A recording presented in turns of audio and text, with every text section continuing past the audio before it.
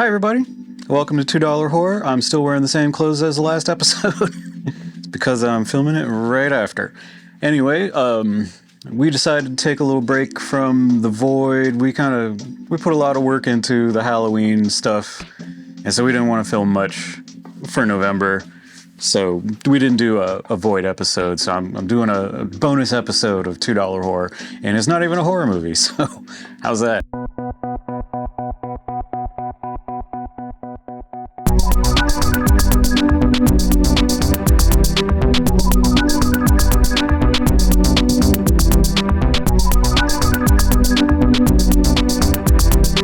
We're going to talk about 2022's Godland.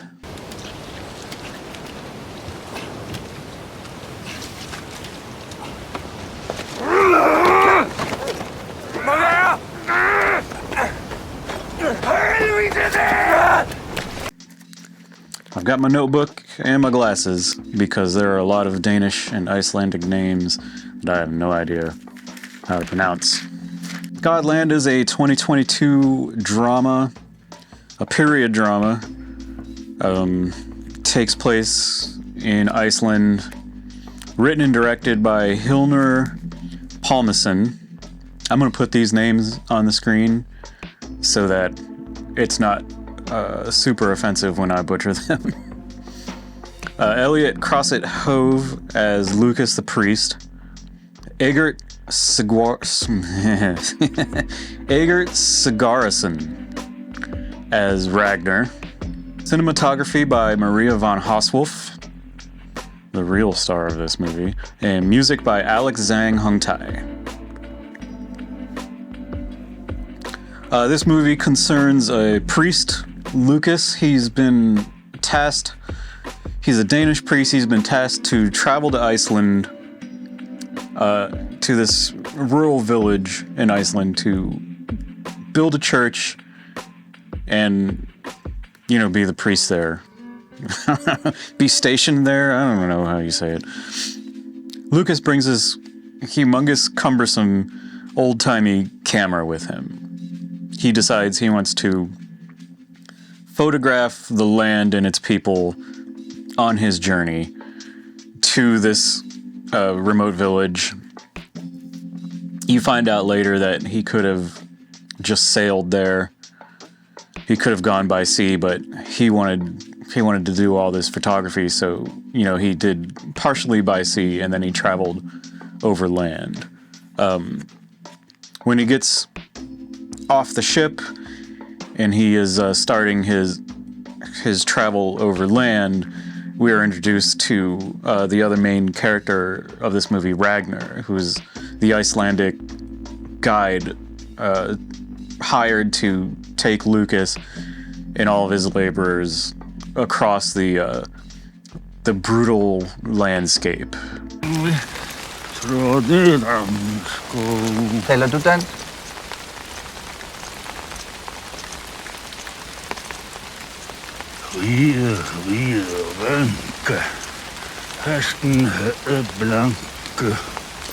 Lucas's only companion on this journey is his translator. He doesn't speak Icelandic, so he's kind of shut off from everybody else that's on this journey with him. So he needs this translator, and they become fast friends.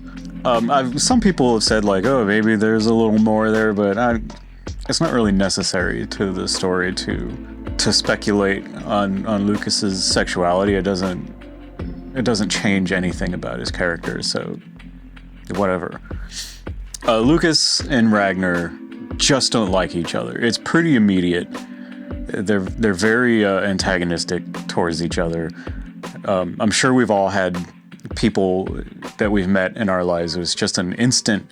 You can't even put a finger on it. You're just I don't like that person. I don't want to be around them. And this is that for both of these men. They're both very prideful, stubborn, and vain men. Well, I don't know about vain, but they're very they're headstrong men, and they're kind of narcissistic, I suppose. It's an interesting thing. It's an interesting device that they use in this movie where Lucas starts off as the protagonist And as the movie goes on and you get to know him more and more, he slowly becomes the antagonist.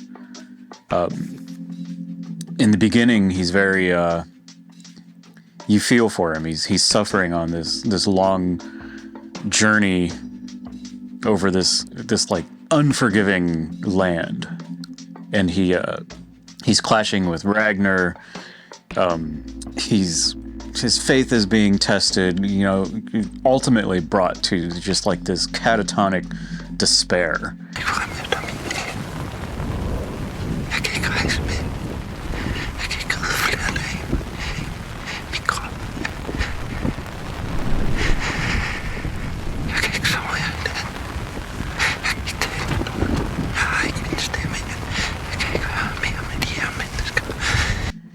And you're like, Jesus, you really feel bad for the guy. But there are moments along the way where more and more of his personality is being revealed.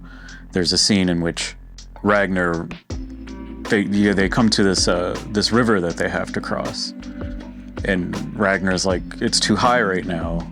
It's not going to be a safe thing to do. We should go back, find some pastures for our animals to graze on, and come back in a few days when it's going to be lower. And Lucas is like, no, we're going to do it right now because I'm in charge. And you get the feeling that he only insisted that they go right now so that he could assert his dominance over Ragnar. It's a decision that costs one of the laborers their lives. There's another scene later in the movie where a couple in the village is getting married and Lucas doesn't perform the ceremony, and somebody asks him, like, why couldn't you do this? And he was like, I'm not going to marry people in an unfinished church. He has these delusions of godliness.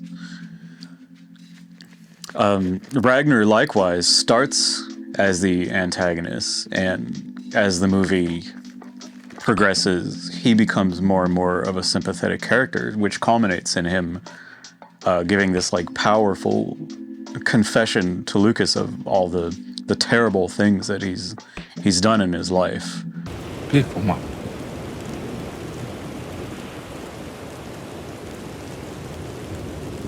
Jeg har beskidt tankerne sådan hele tiden. Bed for mig.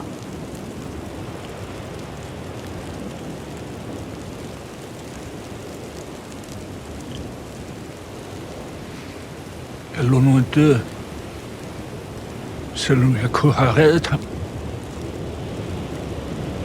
Bed for mig.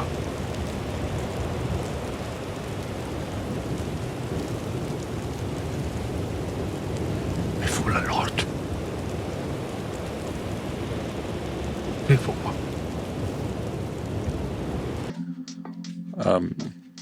And he's not really asking Lucas for forgiveness. He's not even really asking God for forgiveness. He's just airing it out. I guess the weight of his sins are becoming too much for him to bear, so he's just saying them out loud. I don't really want to spoil too much of this movie for you, because it is a fantastic movie. If you're a fan of elevated slow burn horror, then this movie is gonna hit those spots for you. It's not a horror movie, but there's enough of this terror to venture off of drama. I think the ending is I don't want to tell you. I really want you to watch this movie. If you loved like The Witch, something like that, it's very slow moving, but the key points are like, gut punches, then you're gonna love this movie. If you watched The Witch or any slow moving movie and you're like, nothing's happening, I'm super bored, it's probably not the movie for you. I don't mean that as an insult, to each their own. You like what you like, and that's fine. But you should know it's probably not going to be a movie that you're going to enjoy.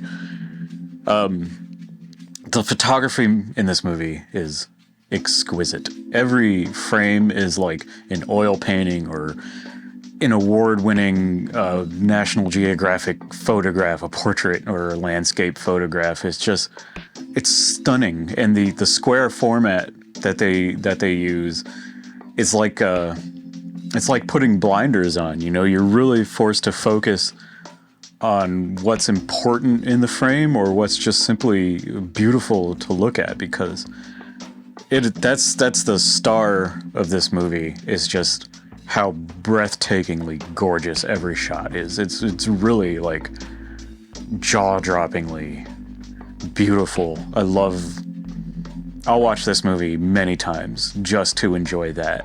I mean, I'm going to enjoy everything else in the movie, don't get me wrong, but anyways, please give this movie a shot. I hope you've enjoyed this little bonus episode. We'll be back for Christmas with The Void and Portal Be Proper and $2 Horror, all the stuff that we do. Buy us a coffee if you want. I'll put a link to our little tip jar for that in the description. Please like and subscribe and share all that YouTube stuff. It really helps us out.